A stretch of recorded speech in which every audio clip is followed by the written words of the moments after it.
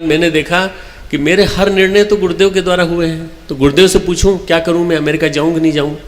जब मैंने पूछा गुरुदेव मैं अमेरिका जाऊं कि नहीं जाऊं, तो गुरुदेव ने कहा कि क्या करोगे जाके, यहाँ बहुत कुछ रखा है देश में।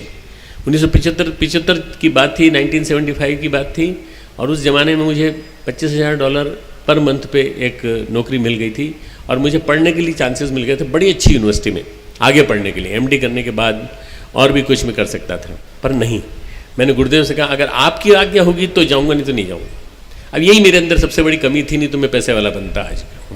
क्यों? मैंने वो जीवन कबूल कर लिया जो दुर्गम पथों से भरा हुआ था, कांटों से भरा हुआ था। मैंने वो रास्ता पसंद कर लिया जिसमें छुरे की धार पे चलने की समान स्थिति थी।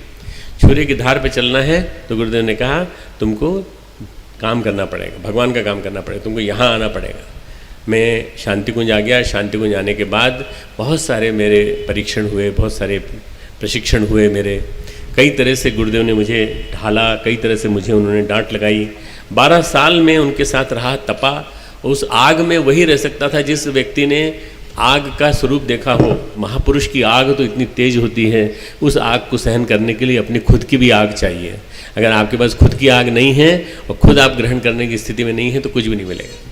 इसलिए मैंने भी अपने आप को तपाया, मैंने भी अपने आप को इस लायक बनाने की कोशिश की कि मैं उनके साथ चल सकूं, उनके साथ बात कर सकूं, उनके साथ रह सकूं, उनके चिंतन को समझ सकूं, उनके साथ काम करने की शैली को जान सकूं कि मुझे कैसा काम करना चाहिए, किस तरह से करना चाहिए। गुरुदेव ने मुझे पूरी तरह से, एक तरह से ये कहा जाए आमूलचूल बदल दिया।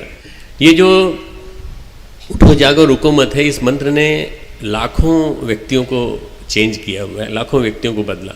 बोलचाल में परिवर्तन आता चला गया, खान पान में परिवर्तन आता चला गया। और मित्रों, मैं ये मान के चलता हूँ कि गांव में असली संवेदना बसती है, गांव में असली प्यार बसता है, गांव में कम से कम निश्चलता रहती है।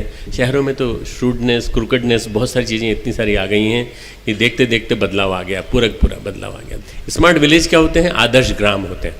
हमारे गुरुदेव ने उसका नाम दिया आदर्श ग्राम।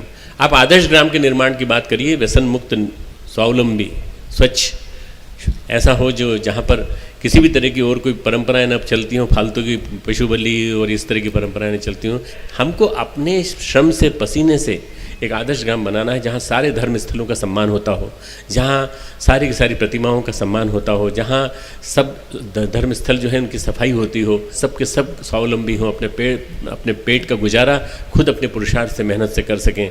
गांव का पानी गांव में, गांव का युवा गांव में, गांव का उत्पाद गांव में। अगर 3 चीज़ रहेंगी तो गांव गांव रहेगा, नहीं तो गांव सही अर्थों में वो एक प्रकार से परावलंबी हो जाएगा और शहरों पर निर्भर रहेगा।